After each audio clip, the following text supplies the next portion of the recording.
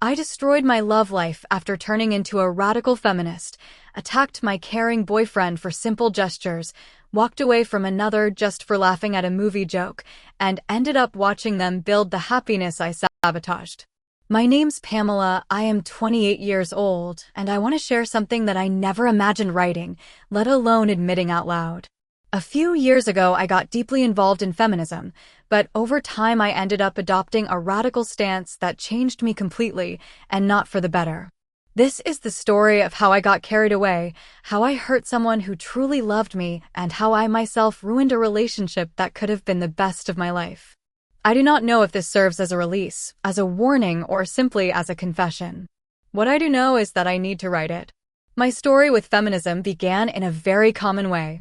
When I was 22 years old, I started to get interested in social issues. I saw a lot of news about inequalities, violence, harassment, and topics that had always made me uncomfortable, but I had never reflected on them deeply. A friend from university invited me to a couple of talks and workshops organized by feminist collectives, and that is where I discovered a space that seemed safe and enriching to me. The first few times I attended, I felt understood. I will not deny that some of the experiences the girls shared stirred up painful memories. I had also been through uncomfortable situations on public transport, at parties, even within the university itself. Feminism, in its most basic form, offered me words and concepts to understand things that before had only generated anger or frustration in me. I started by reading books, articles, and following accounts on social media that talked about the topic. Everything was new to me and seemed revealing. I had the feeling that I finally understood many things that had affected me in silence. Over time, my ideas became firmer, but also harsher. Initially, my interest was genuine. I wanted to learn, listen, question. But little by little I stopped seeing feminism as a tool for reflection and turned it into a kind of rigid identity. I stopped reading authors who criticized the movement because I considered them traitors or accomplices of the system. I only consumed information that reinforced what I already thought. At the meetings I attended, phrases like, "men are all the same," "none of them deserve your trust," or "romantic love is a patriarchal trap," were repeated. At first, they seemed like exaggerations, but over time I started repeating them myself. On social media, I published inflammatory messages. I attacked anyone who had a different opinion, even other women who did not agree with me. Without realizing it, I began to build a version of myself that was at war with half the world. The worst part is that I felt proud of it. I thought I was waking up, that I had opened my eyes, and that everyone else was naive or blind. In the midst of that stage, I met Daniel. He was 26 years old and worked as an engineer. A mutual friend introduced us at a small gathering. From the beginning, he caught my attention because he was different from the stereotype I had grown accustomed to having of men. He was calm, polite, respectful, with a light sense of humor and a very sincere gaze. At first, I resisted letting myself go. In my head, all those phrases I had heard so many times resonated. Men only seek to take advantage. None of them are worth it. If he seems good, it is worse because he is faking it. But Daniel insisted with patience, not in an invasive way, but with small details, attentive messages, invitations to go out to quiet places, long conversations in which he truly listened to me. After a few weeks, I agreed to go out with him. I was surprised at how well we got along. We could talk about any topic, books, movies, travel, even politics. What I liked most was that he never tried to impose his opinion. He always listened and then gave his point of view calmly. Over time, we became a couple. We were together for a year and a half, and I can say, without exaggerating, that it was the healthiest relationship I have ever had. Daniel was attentive, thoughtful, always concerned about me. He was not perfect, of course, but essentially he was a good man. He accompanied me in my difficult moments, supported me in my projects, and made me feel important. The problem was not him, it was me. Although inside I enjoyed being with him, my mind was still trapped in the radical ideas I had absorbed. I had a constant internal conflict. One part of me felt happy and safe with him, but another part kept telling me that I was falling into the patriarchal trap. I remember that on several occasions I accused him of things he had not done. If he was late in replying to a message, I would assume he was ignoring me. If he told me he wanted to spend a quiet weekend at home, I thought he did not want to see me. I even questioned him for things as simple as paying the bill at a restaurant, because in my head that was an attempt to exert power. Daniel never reacted with anger. He would look at me, try to explain, tell me that he loved me and that there was no need to fight about everything. And that made me feel even worse, because deep down I knew I was being unfair, but my pride would not let me admit it. The breaking point came one night when we argued over something insignificant. We had gone out to dinner, and on the way home I complained because he opened the door for an elderly woman who was entering the building. I told him that gesture was paternalistic and that he was acting as if women were incapable of opening a door. He looked at me surprised and tried to explain that he did it out of courtesy, not because he thought that lady could not do it herself. But I was so locked into my role as a radical feminist that I accused him of being a chauvinist in disguise. That was the first time I saw him truly upset. He told me he was tired, that no matter how much he tried to show me his love and respect, I always found a way to see it as something negative. That night he left. He did not shout, he did not insult, he just said goodbye with "I am sorry, Pamela, I cannot do this anymore." He did not look for me afterwards. I tried to contact him several times, but he no longer responded. He had blocked my calls and my messages. I lost him in a way as silent as it was definitive. For weeks I hated him. I told myself that he was the one to blame, that he had shown me that all men were the same. That is what my friends from the collective told me, and I wanted to believe it, but the truth is that inside me there was a huge void. As the months went by, I began to remember everything Daniel had done for me, the days he took care of me when I was sick, the times he supported me in my projects, the moments when he made me laugh for no reason. And I realized something I did not want to accept. I lost him because of my own fault. I had let myself be consumed by an ideology that closed my eyes and filled me with resentment. I did not know how to value a man who, although not perfect, loved me sincerely, and I pushed him away, convinced that I was waking up. Today I understand that it was not like that, rather I was sinking. I will not deny that I looked for him. The first few days after the breakup, I sent him messages asking him to talk, to clear things up. He never answered. At first I thought he just needed time, but weeks passed and there was still no response. That hurt me much more than I was willing to accept at that moment. I could not understand how someone who said he loved me could cut me off so completely. I did not realize that he had already put up with too much. Desperation led me to ask some mutual friends to help me talk to him. I asked them to tell him that I wanted to see him, that everything could be resolved. They looked at me with discomfort. Some told me it was not a good idea to leave him alone, that he had already made his decision. But I insisted. When I realized that Daniel continued to reject any attempt at contact, my pride was activated. I started to speak ill of him in front of those same people who were trying to remain neutral. I described him as a hopeless chauvinist, as someone who had taken off his mask and shown his true colors. I invented arguments to justify his silence. I said that he had deceived me and that in reality he had always been the same as all men. It was not true and I knew it, but it was easier for me to blame him than to face the idea that I had pushed him away.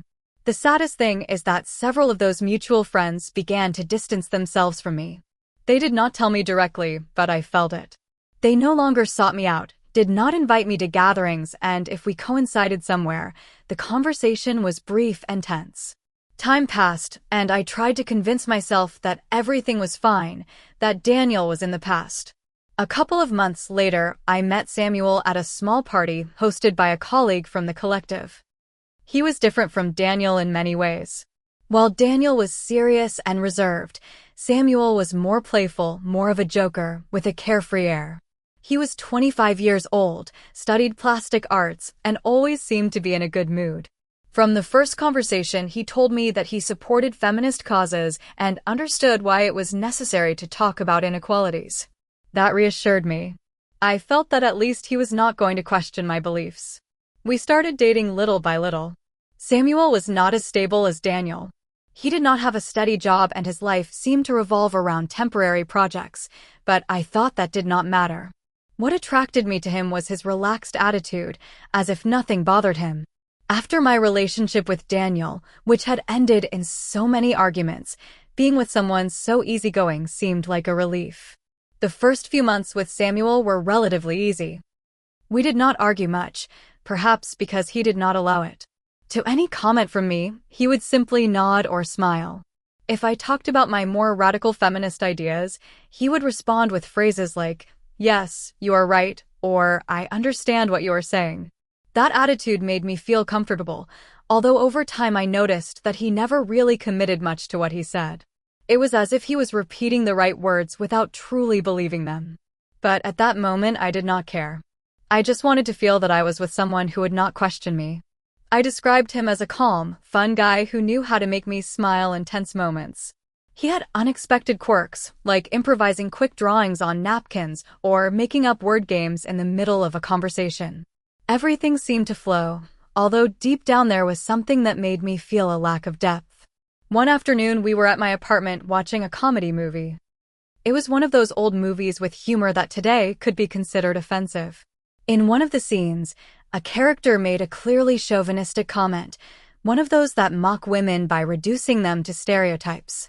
I was about to make a gesture of disapproval when I heard Samuel laugh. It was not an uncomfortable or nervous laugh.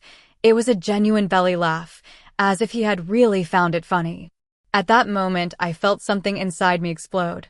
It was as if all my insecurities, my grudges, and my radical ideas mixed in a single instant. I turned to him and asked in a harsh tone, "Do you think that is funny?"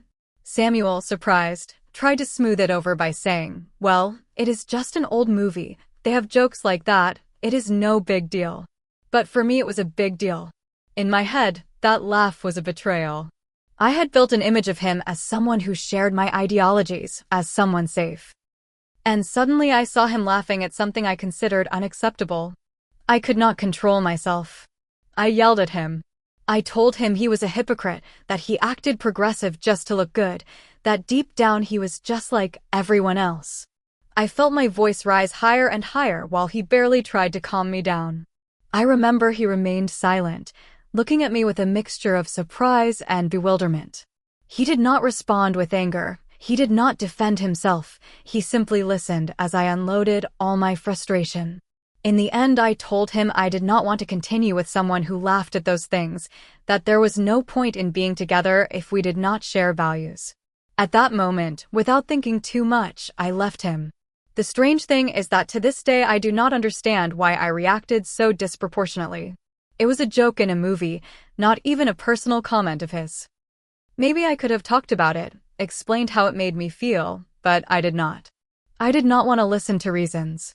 I just exploded and ended the relationship. Afterwards, I locked myself in the idea that I had done the right thing, that it was a red flag I should take seriously, but over time I began to realize that that explosion said more about me than about Samuel. It was not so much what he had done, but everything I was carrying, my resentment towards Daniel, my frustrations, my need to feel that I was always right. Samuel was just the trigger. Today, remembering that episode, I feel ashamed. Not because Samuel was perfect, but because I realized that I judged him unfairly and abruptly. I never gave him a chance to explain himself. I never stopped to think if his laugh really meant that he supported those kinds of ideas. I just assumed the worst and acted accordingly. The hardest thing is to recognize that I myself was becoming someone who claimed to fight against intolerance, but in reality was unable to tolerate anything that did not fit exactly with my vision. That relationship did not even last 6 months and ended so suddenly that sometimes it is hard for me to remember what started it. The only clear thing is that once again I was left alone. After Samuel, my life began to take a course increasingly marked by radical feminism. I do not want to say that all feminism is like this, but my version was inflexible, intolerant, and aggressive. I had turned my ideas into a dogma that I could not question. Over time, I began to notice that no one wanted to be near me romantically. There were a few attempts at relationships, a couple of guys I met at work, others through mutual friends, but they all pulled away. Some told me that I was too intense, others simply disappeared without explanation. On the few dates I had, It was enough for the guy to say something I considered minimally problematic for me to explode. I had no patience. I did not try to have a dialogue. I simply labeled him a chauvinist and walked away. It was as if I was looking for excuses to confirm my prejudices. Once, a trusted friend told me jokingly that I had become the feminist final boss, like those final bosses in video games that no one wants to face because you know it is impossible to win. It bothered me a lot at the time, but over the years I understood that he was right. I had become inaccessible, someone with whom it was very difficult to coexist without ending up in an argument. My routine revolved around three things: going to work at Starbucks, where I had been a barista for a couple of years, attending marches, meetings, and feminist workshops, and spending hours talking on social media with other women who shared my same vision. I had no hobbies beyond that. I stopped reading novels, watching movies that were not approved by the ideological filter I had imposed on myself. My conversations were always about the same thing: patriarchy, oppression, inequalities. I do not deny that these are important topics, but for me they had become the only lens through which I viewed the world. Little by little I was left without friends outside the feminist circle. Those who knew me from before had grown tired of my attacks and my defensive attitude. And I justified that loneliness by telling myself it was better that way, that if they were not with me it was because they did not understand the cause. The most painful thing was realizing that even within radical feminism, I ended up alone. At first, we were all a very close-knit group. We went to marches, organized activities, supported each other, but over time some of them began to soften their positions. They got more stable jobs, started having romantic relationships, built personal projects that did not exclusively revolve around activism. I saw them as traitors. I told them they were giving in to the patriarchy, that they were abandoning the fight for comfort. I even cut ties with several of them because they no longer aligned with my way of thinking. But the months passed, and I remained the same, alone, working in a job that I was not passionate about, repeating slogans that were beginning to sound hollow even to me. Meanwhile, those same traitors were achieving things. One moved in with her partner and looked happy. Another opened a small business, another traveled abroad to study. It hurt me to admit it, but they were right about something. Life could not be reduced to an eternal war against everyone. I continued to cling to that anger, and the only thing I achieved was to isolate myself more. 2 weeks ago, I received news that shook me. A mutual friend, one of the few who still spoke to me from time to time, told me that Daniel had gotten married. At first, I did not know how to react. I just smiled and pretended I did not care. But when I got home and was alone, I felt a blow to the stomach. It was not that I wanted to get back with him. That was far in the past. It was more the image of what I had lost, a man who had truly loved me and whom I had pushed away with my attitudes. I did not cry for him the way you cry for a love you want to get back. I cried for him the way you cry for a wasted opportunity. I realized that I never valued him, and now he had moved on with his life, building what I once thought I wanted. A couple of months earlier, I had had another experience that left me thinking. I was walking through the mall when I saw him. It was Samuel. He was not alone. He was accompanied by a woman and a little girl who was clearly his daughter. I watched them for a few seconds from a distance. They did not see me. The three of them were laughing, walking without haste, with that tranquility that had always characterized Samuel. They looked like a family. I will not lie, I felt jealous. Not of him specifically, but of what that image represented. I had left him for something as insignificant as laughing at a movie, and now he had formed a home, something stable, something I had not even managed to get close to building. My regret has nothing to do with wanting Daniel or Samuel to come back. That would be absurd and selfish. They have already moved on, and that is fine. My regret is realizing that while I was busy fighting with the world, they were busy living. I got stuck in a version of myself that only knew how to reject, point fingers, divide. Meanwhile, other